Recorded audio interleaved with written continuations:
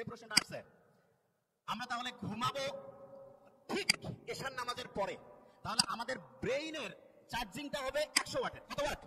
100। আচ্ছা, পড়ার ক্ষেত্রে মোস্ট ইম্পর্টেন্ট, ব্রেইনে কোন ওয়েভ দরকার? Alpha wave. ন্যাচারালি আলফা ওয়েভটা আমি পাবো আর্লি মর্নিং। আর্লি মর্নিং মানে হতে পারে ভোর 4টা-5টা থেকে সকাল 8টা-9টা। এই সময়ে ব্রেইনে আলফা ওয়েভ থাকে এবং আলফা ওয়েভের ঢেউ প্রত্যেক মুহূর্তে 8 থেকে কত? 8 থেকে 12। এই সময়ে 1 ঘন্টায় যে পড়া হবে, দিনের অন্য সময় যখন ব্রেইনে আলফা ওয়েভ নাই, ওই সময় ওই 1 ঘন্টার পড়া পড়তে 4-5 ঘন্টা লাগবে। তার মানে হচ্ছে একটা মুসলমান স্টুডেন্ট বা যে কোনো, সে যে ধর্মেরই হোক, কারণ ব্রেইন সবার জন্য সেম ওয়েতে কাজ করবে, আল্লাহ সবার জন্য কিছু জিনিস ইউনিভার্সাল করে দিয়েছেন। একটা ব্রেইনের মধ্যে আলফা ওয়েভ তৈরি করে যখন স্টুডেন্ট পড়তে থাকবে, তখন দেখা যাবে যে সেই স্টুডেন্ট 1 ঘন্টা পড়লে পড়ে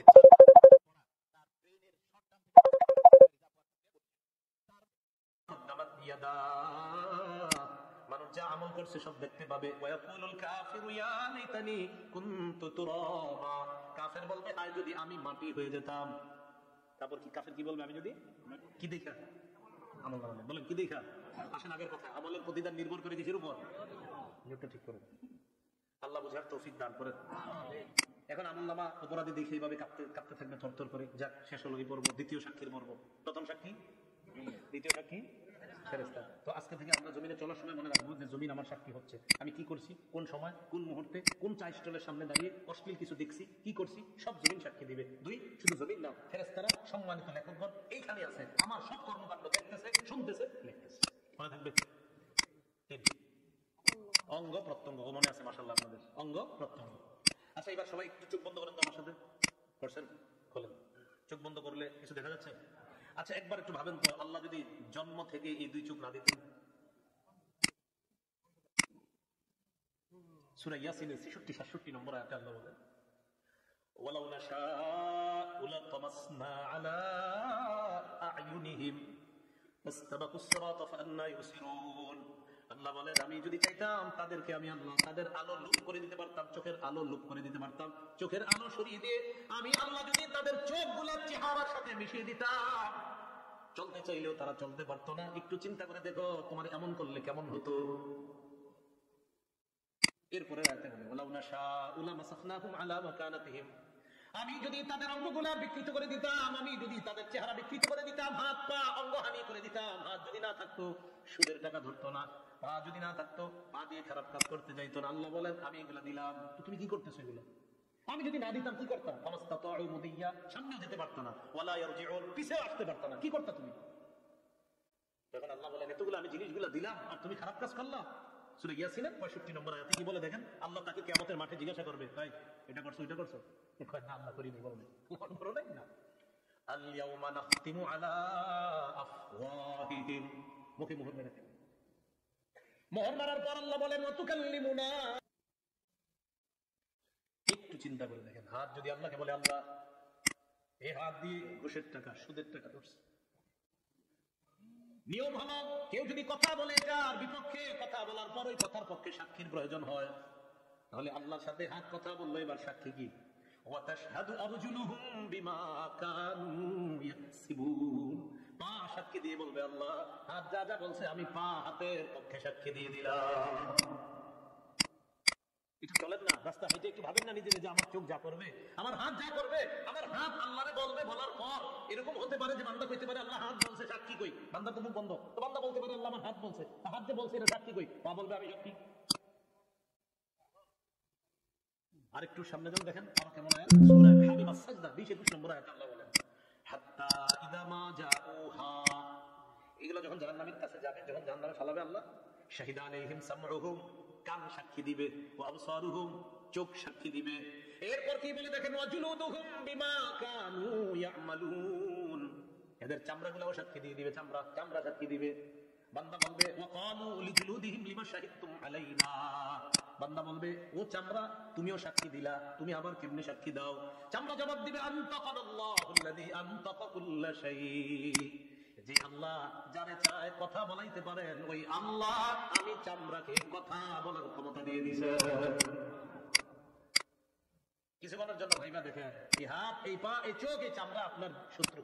কিছুক্ষণের জন্য ভাবা, কেমনি? যদি আপনি খারাপ কাজ করেন তো এরাই আপনার বিরুদ্ধে সাক্ষী দিবে, এরাই কথা বলবে। আপনি অন্য সাক্ষীর কি দরকার? কথার কথা জমিনের সাক্ষীর কথা শুনলেন, ফেরেশতাদের কথাও শুনলেন, তো এদেরকে রাখেন না, আপনার সাথেই তো সাক্ষী ঘুরতেছে।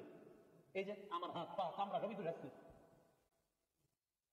এই হলো তৃতীয় সাক্ষী। চতুর্থ সাক্ষী, প্রধান সাক্ষী, একমাত্র সাক্ষী, যার অন্য কোনো সাক্ষী দরকার ছিল না, তিনি কে?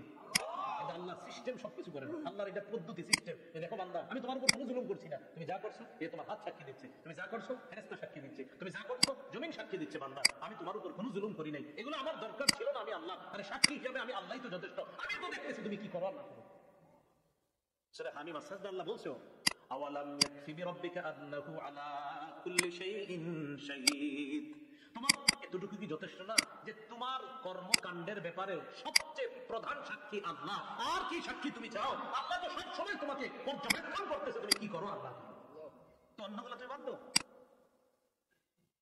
সূরা আলে ইমরানের 5 নম্বর আয়াতের অনুবাদটা বলবো। এই অনুবাদটা আপনারা ডেইলি কয়েকবার একজন আরেকজনকে বলবেন, নিজের বিবিরও বলবেন, পরিবারের ছেলে মেয়েদেরকে কয়েকবার পারলে শোনাবেন। আয়াতটা পড়ি, এরপরে অনুবাদটা বলবো। আল্লাহ বলেন, ইন্নাল্লাহা লা ইয়াখফা আলাইহি শাইউন ফিল আরদি ওয়ালা ফিস সামা।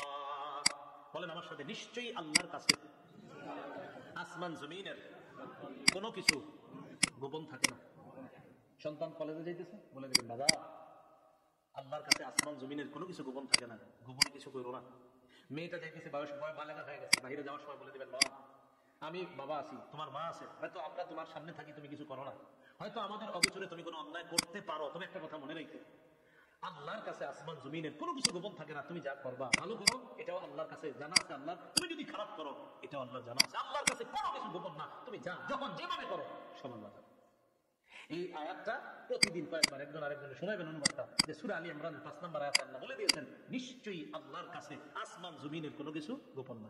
আমার দিকে সময় তাকান, একটু চোখের দিকে, এই চোখ সামনের দিকে তাকায় গেছে, মাঝে মাঝে আর চোখে অন্য কিছু দেখে, এরকম হয় না? আরে ভাই কিনা মনে করেন তাকালে আর চোখে কিছু দেখে ফেললাম, আবার চোখ করে বললাম। আল্লাহ বলে, ইয়ালামু খাইনাতাল আইন, এই বান্দা তুমি যে চোখের খেয়ানত করলা না, এই যে ঠুস করে কি একটা করলা, এটা আমি জানি। তুমি কি করো? আরে তুমি করো নাকি? আল্লাহ আমাদেরকে বুঝার তৌফিক দান করে। দেখুন আমার আমলনামা আমাকে দেওয়া হবে, সাক্ষীদের কাজ শেষ, এবার হয়তো ডান হাতে হতে পারে আমলনামা, না হয় বাম হাতে। আল্লাহ বামপন্থী থেকে এই মুহূর্তে আমাদের কারো নাম থাকলে আল্লাহ যেন কেটে দেয়। ডান হাত ওয়ালা যাদের আমলনামা আল্লাহ ডান হাতে দিবে, তাদের কাতারে আমাদের সবার নাম যেন আল্লাহ এখানে লিখে দেয়। সম্ভব না, সম্ভব না, এক মুহূর্ত জাহান্নামের আযাব সহ্য করা সম্ভব না। সূরা হাক্কার 19 থেকে 31 নম্বর আয়াতে আল্লাহ বলেন, মান উতিয়া কিতাবাহু বিয়ামিনিহি, আমলনামা ডান হাতে দেওয়া হবে যাতে একদম। তো দেওয়ার পর পরীক্ষার রেজাল্ট ভালো হইলে কি করেন? খুশিতে আরেকজনকে নিয়ে দেখান, আব্বা দেখেন এই সেই। আমলনামা ডান হাতে পাওয়ার পর সে দৌড়ে পরিচিত জনদের কাছে যাবে, যাওয়ার পর বলবে, ফায়াকুলু হা উমকরাউ কিতাবিয়া, পরিচিত জনদেরকে বলবে যে দেখো আমলনামা আমার পেয়ে গেছি, এটা তোমরাও পড়ে দেখো, আল্লাহ আমারে পাশের খাতায় নাম দিয়ে দিয়েছে, তোমরা একটু পড়ে দেখো, আমি পাস, আমার ডান হাতে দিয়ে দিয়েছি। চিন্তা করেন যে আল্লাহ যেন আমারে এটাই করে, কিয়ামতের মাঠে আমাদের সবাই যেন এটাই করে। তো এটা বলার পর ওই বান্দার আমলনামা ডান হাতে দিবে, দেওয়ার পর বান্দা বলবে, ইন্নী যানানতু আন্নী মুলাকিন হিসাবিয়া, জানো আমি বিশ্বাস করেছি দুনিয়াতে থাকতে যে আজকের এই হিসাবের মুহূর্তে আমার হতে হবে, এই বিশ্বাস আমার ছিল। আলহামদুলিল্লাহ, হিসাব নেওয়ার পর আমার রব আমার ডান হাতে আমলনামা দিয়েছে। তো এটা হওয়ার পর আল্লাহ বলে, ফাহুয়া ফি ঈশাতির রাদিয়া, সন্তুষ্টজনক অনন্তকালের আরাম আয়েশের মধ্যে ওই বান্দা অবস্থান করবে। ফি জান্নাতিন আলিয়া, উচ্চ জান্নাতের মধ্যে। কেমন জান্নাত? কুতুফুহা দানিয়া, এত সুন্দর বাগানের মধ্যে থাকবে যেই বাগানের ফল ওই জান্নাতি পারবে আর খাবে। আরে না না, পারা তো একটা কষ্টের ব্যাপার। আমি কি জান্নাতে তারে কষ্ট করার জন্য গেছিনি? না, আমার বান্দার ফল খাইতে মন চাবে, ফলকে তার মুখের কাছে চলে আসবে। এখন দেখেন কি করে, কুলু ওয়াশরাবু হানিআম বিমা আসলাফতুম ফিল আইয়ামিল খালিয়া। এরপর তাকে বলা হবে, বান্দা খাও, যেমনি মন চায় খাও। দুনিয়াতে কিছুদিন কষ্ট করেছিলাম, রাতে শীতের রাত ল্যাপটা ফালাইয়া দেয়া মসজিদে ফজর করেছিলাম, রাতে ঝড় বৃষ্টি হচ্ছে, তুমি সময় না গেল তুমি গিয়েছিলা মসজিদে, গিয়ে দেখছো শুধু ইমাম মুয়াজ্জিন আর 2-1 জন আছে, মাশাআল্লাহ তুমিও গিয়েছিলা বান্দা, একটু কষ্ট করেছিলা, 40 বছর 50 60 বছর কষ্ট করেছিলাম, তো করেছিলা তো এখন তুমি গাছ থেকে পায়রা ফল খাবা মানি? না না, তোমার যেভাবে যখন যেমনি মন চায়, শুধু মন চাইলে আসতে দেরি হবে না। তুমি ফেলে আসা জীবনে যা করেছো এর প্রতিদান আমি আল্লাহ তোমাকে দিয়ে দিলাম। এলো ডান হাতের আমলনামা। ওয়া আম্মা মান উতিয়া কিতাবাহু বিশিমালি, সাক্ষীদের সাক্ষী নেওয়ার পর আরেক দল মানুষের আমলনামা বাম হাতে দেওয়া হবে। বাম হাতে দেওয়ার পর এই বান্দা ইয়া লাইতানি লাম উতা কিতাবিয়া, হায় আমার আমলনামাটা যদি আমাকে দেওয়া না হতো। পরীক্ষায় ফেল করার পর অনেকে চিন্তা করে, হায় যদি আমার এই পরীক্ষার রেজাল্টটা নাই জানতাম, আর এই পরীক্ষাটা যদি কোনো মতে বাদ হয়ে যেত, একটা পরীক্ষা দিতে ভালো হয় না, তো চিন্তা করে যদি কোনো মতে বাদ হয়ে যেত, ঘোষণা করতো যে এই পরীক্ষা আবার দিতে হবে। কিয়ামতের ময়দানে বান্দা আমলনামা দেখবে, বাম হাতে দেখার পর বলবে, ইয়া লাইতানি লাম উতা কিতাবিয়া, আমার আমলনামা যদি আমাকে দেওয়া না হতো। ওয়া লাম আদরি মা হিসাবিয়া, আমার হিসাবটা যদি আমি জানতে না পারতাম। ইয়া লাইতাহা কানাতিল কাদিয়া, হায় বলুন যদি আমার শেষ ফয়সালা হতো, মানে মরার পর যদি আমি মাটি হয়ে যেতাম, আর যদি এখানে আসতে না হতো, তাহলে তো সব হয়ে যেত বা বেঁচে যেতাম। তখন কি বলবে জানেন? মা আগনা আন্নি মালিয়া, আমার কত টাকা পয়সা ছিল, কোনো কাজে আসলো না। হালাকা আন্নি সুলতানিয়া, আমার কথায় মানুষ উঠতো বসতো, এটাও কাজে আসলো না, চলে গেল। আল্লাহ বলবেন, খুজু, ফেরেশতাদেরকে বলবেন ধরো, ফাগুল্লু, এটাকে বেরি পড়া, সুম্মাল জাহিমা সাল্লু সুম্মা ফি সিলসিলাতিন যারউহা ৭০ যিরাআন ফাসলুকু, শিকল দিয়ে বাঁধো, যে শিকলের গজ হবে ৭০ গজ। তাফসীরের কিতাবে আছে নাক দিয়ে শিকল ঢুকিয়ে পিছনের রাস্তা দিয়ে বের করে পুরাটা শরীরের মধ্যে পেঁচা এই ব্যক্তিকে এইভাবে ধাক্কা মেরে জাহান্নামে ফেলে দেওয়া। বলছিলাম আমার আপনার আমলনামা এটা হয়তো ডান হাতে দেওয়া হবে, না হয় বাম হাতে। তাই আমল আমরা দুনিয়াতে যারা করছি মুসলমান, আমাদের আমলগুলো যেন শুদ্ধ হয়, আর আমলের নিয়তটাও যেন শুদ্ধ হয়। ১ টাকা দান করি, সেটাও শুদ্ধ নিয়তে দান করবো। ১,০০,০০০ টাকা, সেটাও পরিশুদ্ধ নিয়তে দান করবো। ১ কোটি টাকা, এটাও শুদ্ধ নিয়তে দান করবো, কাউকে দেখানোর জন্য না। সহিহ বুখারীর বর্ণনায় আসছে ২১১৮ নম্বর হাদিস, আম্মা জানা আয়েশা সিদ্দিকা রাদিয়াল্লাহু তাআলা আনহার বর্ণনা। তিনি বলেন, ইয়াগজু জাইশুল কাবা, নবীজি সাল্লাল্লাহু আলাইহি সাল্লাম বলেছেন, এক জামানায় একদল মানুষ কাবা ধ্বংস করার উদ্দেশ্যে রওনা করবে। নাউজুবিল্লাহ। ইউকসাফু বিআউয়ালিহিম ওয়া আখিরিহিম, তাদের পূর্বাপর সামনের পিছনের সব মানুষগুলোরে ধ্বংস করে দেওয়া হবে, গজব আইসা ধ্বংস করে দিবে।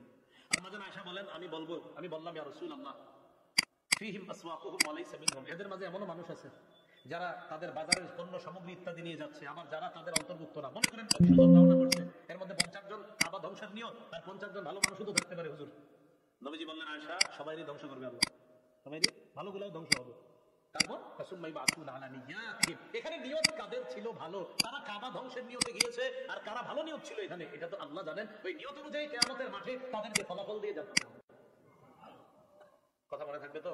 তাহলে নিয়তের উপর আমলের প্রতিদান নির্ভর করে। সহিহ বুখারীর বর্ণনা ১২৩ নম্বর হাদিস, রাসূলুল্লাহ সাল্লাল্লাহু আলাইহি সাল্লাম বলেন, মান কাতালা লিতাকুনা কালিমাতুল্লাহি হিয়াল উলিয়া ফাহুয়া ফি সাবিলিল্লাহ, এক ব্যক্তি আল্লাহর রাস্তায় লড়াই করে, এক ব্যক্তি আল্লাহর রাস্তায় লড়াই করে। তো আল্লাহর রাস্তায় যিনি লড়াই করতেছে, উনি কোন নিয়তে আল্লাহর রাস্তায় লড়াই করতেছে এটা জানে কে? তো কোন ব্যক্তি যদি আল্লাহর রাস্তায় এই নিয়তে লড়াই করে, আল্লাহর কালিমা এটা যেন পৃথিবীর মধ্যে বিজয় লাভ করে, ইসলাম যেন বিজয় হয়ে যায়, এই নিয়তে যদি লড়াই করে, তাহলে সে প্রকৃত আল্লাহর রাস্তার মুজাহিদ বলে গণ্য হবে। কেন বলেন তো? নিয়ত পরিশুদ্ধ, বলেন নিয়ত পরিশুদ্ধ। এই জন্য মনে রাখতে হবে, রাসূল সাল্লাল্লাহু আলাইহি ওয়াসাল্লাম বলেছেন, রুকাতিলিন ফি